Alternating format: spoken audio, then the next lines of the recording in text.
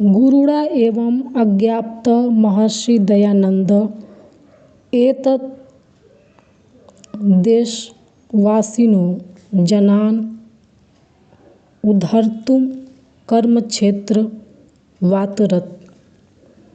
गुरु के द्वारा इस प्रकार से आज्ञा देने पर महर्षि दयानंद इस देश के निवासियों का उद्धार करने के लिए कर्मक्षेत्र में उतर पड़े।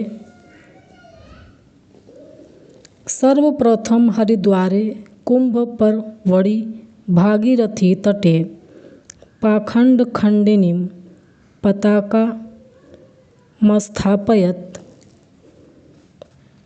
सबसे पहले हरिद्वार के कुंभ पर्व पर गंगा नदी के किनारे पाखंडखंडिनी पताका को स्थापित किया। ततश्च हिमाद्रिं गत्वा त्रीणि वर्षाणि तप अतप्यत। वहाँ से हिमालय पर जाकर 3 वर्षों तक तपस्या की।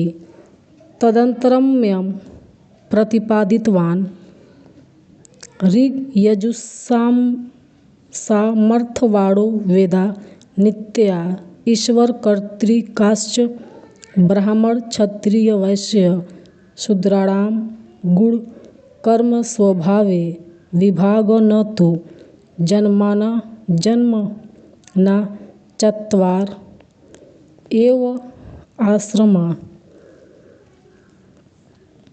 इसके बाद इन्होंने प्रतिपादित किया कि ऋग्वेद, यजुर्वेद, सामवेद और अथर्ववेद शाश्वत है और ईश्वर के द्वारा रचे हुए हैं। ब्राह्मण, क्षत्रिय, वैश्य और शूद्रों का विभाजन गुण और कर्म स्वभाव के अनुसार किया जाता है, जन्म के आधार पर नहीं। 4 ही आश्रम है। ईश्वर एक एव, एक ही ईश्वर है। ब्रह्म प्रीति, देवातिथि, बलि, वैश्य देवा, पच्च महायज्ञ नित्यम करणीय।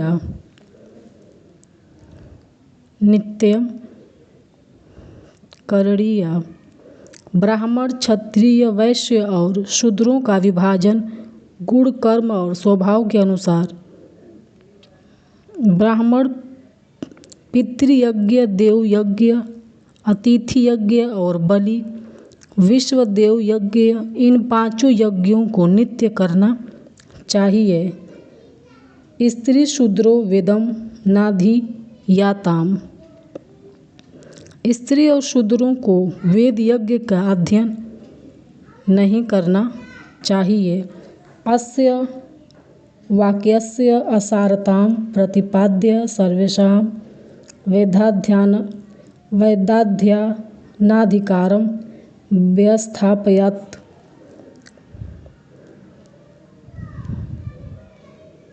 स्त्री और शूद्रों को वेद यज्ञ का अध्ययन नहीं करना चाहिए। इस वाक्य की असारता प्रतिपादित करके उन्होंने सभी के लिए वेद अध्ययन के अधिकार की व्यवस्था की।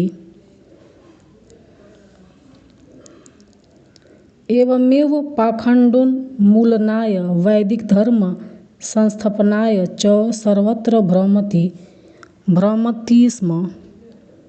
इस प्रकार उन्होंने पाखंड का नाश करने के लिए और वैदिक धर्म की स्थापना के लिए सभी जगह भ्रमण किया।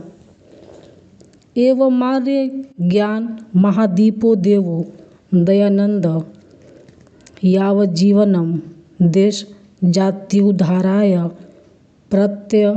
प्रयतमान तदर्थ स्वजीवनापि दत्तवान् मुक्तिचाद्य गच्छत्।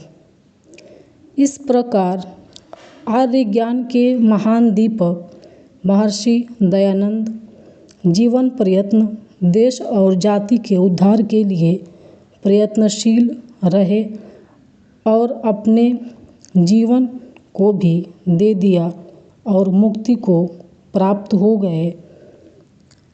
एवमस्य महर्षे जीवनम नून मनु करड़ी मस्ती। इस प्रकार महर्षि दयानंद का जीवन निश्चय ही हमारे लिए अनुकरणीय है।